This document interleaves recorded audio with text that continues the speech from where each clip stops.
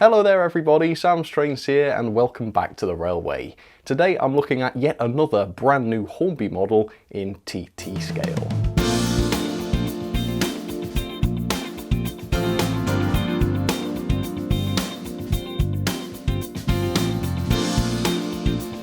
For quite a while, Hornby did go quiet on new TT releases, which was a bit concerning because it really broke the momentum of the scale. However, more recently, particularly over this past couple of months, they have just been releasing so many new TT models, both locomotives and rolling stock as well, which I think is really reassuring. You know, it shows that they're still dedicated to TT, they're still investing in it, and they're still producing new models for the scale, which is great. In fact, over this last year, I would say, they've actually seemed to have released more TT models than they have 00 ones, which is interesting, isn't it? But anyway, we've got a new one today, a slightly more modern piece of rolling stock than what we've been looking at before, and that is this. It is the all-new HAA hopper in TT scale. And this is available now from Hornby at the full RRP of £25.99. Although I paid much less for this because I pre-ordered it back when you got a discount with Hornby's TT Club, and I got this for £18.82, which is obviously a lot more reasonable. At the retailers you can pick this up for £23.39, that's Rails of Sheffield's price, and interestingly Rails have Hornby's 00 version for just 56 pence more. Which is interesting because obviously a 00 scale version of this is going to be much larger and more substantial, and yet it's practically the same price. Now, I know usually when I say that, people say just because it's half the scale doesn't mean it should be any cheaper. Well, perhaps that just applies to Hornby, because also at Rails they have the Graham Farish N-Gauge version, which is significantly cheaper by nearly £6 at £17.80. So yeah, I think this does seem a little bit expensive compared with what's available in other scales. However, I'm really looking forward to seeing what this is like. It is the same price as the TTA tanker that I looked at not too long ago, and that was massively detailed. So this HAA has got a lot to live up to for the same price, but let's see if it will. But anyway, let's get started. If you'd like to pick one of these up, I do have affiliate links down in the description. But for now, let's take a look and let's see what this is like. So I would say that basically every piece of Hornby TT rolling stock I've reviewed so far has been excellent, if a little pricey. Well, this has proved to be a little pricey already, but hopefully it will also be excellent. Let me show you the end of the box then. So the product code I've gone for is TT6013. It is in the BR Rail Freight livery. It is the HAA MGR, that stands for merry-go-round wagon, and it's 351134. And Hornby have produced quite a number of different variations of these wagons, a couple of different colours, different numbers, etc. So do check them out if you're interested. For now though, let's whip this out of the box and see what this is like. Noticeably a little smaller than the TTA tanker, but it also looks as though it could have a bit more complexity to it as well. So definitely one that I'm interested in seeing. All right. So there it is, no accessories with this one, so it is just the wagon by itself. Let's take a look at the finish of this. Here it goes. Oh, interesting. So yeah, we've got this kind of painted silver finish to it, which is, yeah, it's not ever so glossy or anything, but these are coal wagons, not pristine steam locomotives, so I think it's fair enough that they're not absolutely polished bright.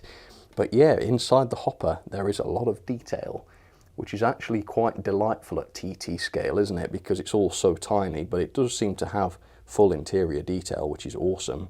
And it's just begging for some coal to be put in there, isn't it? Anyway, let's lift this up. Oh yeah. So to say that this model is hollow, there is quite a bit of weight to this. In fact, it's quite surprising how heavy this is. And while the sort of sole bar slash chassis, if you like, these are just made of plastic, if you look on the underside, you can see there is a die-cast section here, which has been screwed to the bottom, and this is, I suppose, where a lot of the model's weight is coming from. So yeah, not a light model. I would say it's probably not going to be that far off from the TTA tanker. And of course you can't see the inside of that tanker, which leaves Hornby free to put some weights and things into there if they wanted. No such luxury with this one, so yeah, I think the weight of it seems good. Anyway, I would definitely say that there is a good level of detail on this model, and we'll take a much closer look at this in just a second. But first of all, a brief bit of background on the HAA in real life. Over 11,000 HAA hoppers were built by British Railways between 1964 and 1982, and they were mainly used for the transportation of coal. They were used as part of merry-go-round trains, the key feature of which was the ability to load and unload their cargo while still in motion. I think this is pretty awesome, actually, although it did require trains to run at a very specific low speed in order for this to work. Following the decline of the UK mining industry, though, the numbers of these hoppers in service began to dwindle. And then newer and larger hoppers came along a bit later, and they replaced those that were left in service in the early 2000s. And then in 2010, the final merry-go-round train ran. To date, several of the HAAs still exist in preservation, or as a result of being converted for other purposes. So here it is, up close and personal for you, Hornby's brand new HAA hopper in TT scale. And yeah, this is excellent. It really is impressive. First of all, the weight is fantastic. It comes in at 15.7 grams, thanks to that die-cast section on the underframe, which does indeed make this heavier by quite a way than the TTA wagon, which was more like 13 grams. Now that is pretty impressive, like I say, given that this model is hollow and has detail on the inside. Now don't get me wrong, the TTA was probably hollow as well, but it didn't need to be. They could have used that space to put more weight in. The fact that this is hollow and has detail on the inside and is considerably heavier is very impressive. But the model is also pretty impressive in other ways as well. For instance, it's pretty complicated. In fact, more complicated than you might expect, because every single surface of it is detailed. So obviously the sides are detailed, the ends are detailed as well, but also the underframe is fully detailed and the inside is fully detailed. Now with 3D printing, which is what I do, that's easy as you like. You design the model and the machine makes it. But of course this was made using injection molding, which is much more difficult because it's all got to come out of the mold. So to make this possible, a lot of the parts of this model are separate, but they've been put together in a way that makes this not too obvious. So firstly, we've got this red frame here. All of this red section is a separate part, which is actually worked out in Hornby's favour because it obviously needs to be a different colour. So this has been moulded in a different colour plastic, which saves them painting it, which is good. Also, the tops of the hopper, these are also separately fitted, and it's been done quite nicely. I mean, on the inside, the joins are a bit more obvious and there is some visible glue, but on the outside, the joins are pretty good, particularly on the sides. You can see some of the gaps where the separate parts are on the ends, but yeah, on the sides, absolutely great. Anyway, let's talk about the level of detail and the decoration then. So yeah, the body finish, I think up close looks a little bit grainy. You can kind of see the metallic particles in the paint, which is not dreadfully realistic, but then standing back, that does look quite a bit better. There is a lot of picked out detail here though. I mean, you've got the signage on the side here, which is all very finely printed. I like the look of that. We've got some print work on the red section here. I can't read that, it's far too small to see, but it does look like a detailed print. We've got print work across the sole bar, again very tiny, and the quality of these prints seems to be very good. And on the ends we've also got the danger signs too, beautifully printed onto the model. In terms of detail, there is a lot to see here. So we've got the brake rigging, which just applies to one wheel per side. Very, very detailed, and the underframe looks pretty good as well. You can get a sense of how these hoppers work from down here. And the wheels are pretty interesting as well, because just like the real HAA, you've got a different wheel on each side. So on the left here, you've got the kind of spotted wheel, and then on the right, you've got more of a plain disc. That's pretty interesting, isn't it? I wonder why that is. Quality of the wheels, not the greatest though. One of them here does have quite a significant wobble. How that's going to affect things when this runs, I'm not too sure. And then on the buffer beams, we've got separately fitted, I believe, metal buffers. Yeah, they look pretty good. Nothing else to fit to the buffer beams though, no extra accessories, which I suppose is what it is. And then we've got the TT couplings, which are kinematic, and they've got a nice bit of travel to them, so hopefully they will work quite nicely. There's a lot of moulded detail on the side of the body. All of the riveting is nice and crisp, as you'd expect from a new tooled model. And here's a closer look at the interior detail as well, which is fantastic. They've got all of the framework, all of the detail in there, fully moulded in. It really does look pretty good. So yeah, it's a model that looks great from whatever angle you're looking at it from. And given how small this is, I think that's quite impressive. So while I do think this is quite expensive compared with what I paid, I mean, I only paid £18.82 for this, you can see why this would have to be a more expensive model. And actually the value does seem to be a lot better than, let's say, one of the open wagons, which is much simpler and more basic. Anyway, let's get this down onto the track and let's see how it runs. Fingers crossed that wobbly wheel won't cause too much of an issue. So here's my test setup for today. I've chosen the Class 50 as my loco. I guess that's the most reasonable choice of loco that's available at the moment. And I've set up some other rolling stock to run alongside the HAA. Obviously, this isn't very realistic. In real life, it would just be a massive train of these hoppers by themselves. But I've only got the one, and I do want to test how this performs as part of a train, so hopefully you can excuse that. In terms of how free rolling it is, yeah, I would say it's about the same as the other TT rolling stock, so not remarkably free or anything, but it seems to be, like I say, about the same as the others. So yeah, with a reasonably powerful loco, you should be able to haul a good number of them. Okay, are the couplings any good? Let's find out. Let's back up with the Class 50, which has got the TTA tanker already coupled. Did that work before we put any pressure on? No, not quite.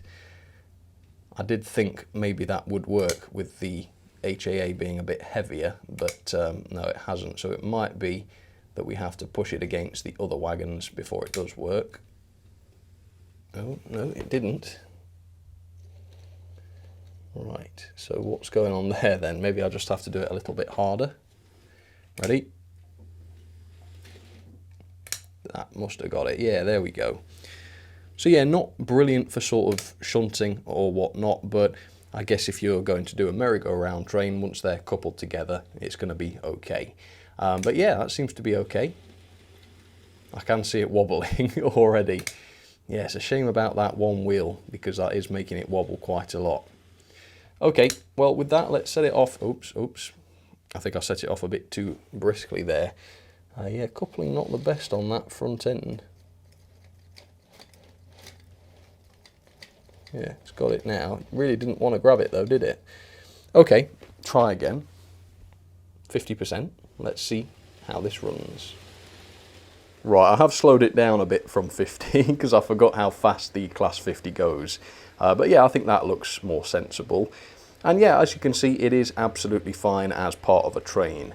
It's not the smoothest ride in the world. Like I say, it's got a wobbly axle, so it isn't that smooth. And of course, there are no proper bearings or anything for the axles to sit into. So yeah, that's not the greatest. But then again, it's so light, you don't really need the bearings. I would have preferred straight and non-wobbly wheels though. But otherwise, yeah, it looks great as it runs. No major issues. The couplings maybe not the best, but then again, most of my TT models have been like that, so that might just be part and parcel of the scale. But anyway, let's put this over the points and let's just check how reliable it is over those.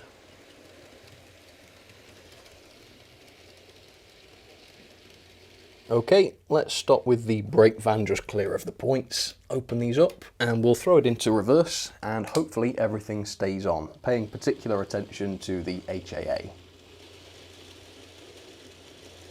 Yeah, I've got to say, you know, I might have said this last time actually, but the TT stuff is a lot more reliable in some ways than a lot of the 00 models. I don't think I've ever had any issue with couplings or derailments or anything over points, which is really, really good.